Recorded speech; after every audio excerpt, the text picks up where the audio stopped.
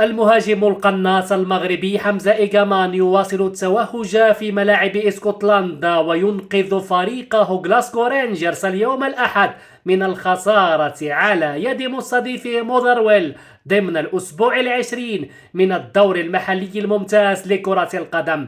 حمزة إيغامان سجل ثنائية رائعة وأنقذ ناديه من الخسارة بعدما شارك بديلا. الهدف الأول لإيغامان جاء في الدقيقة 50 بكرة يسارية قوية قبل أن يعود ويدرك التعادل للضيوف في الدقيقة 68 بطريقة ساحرة.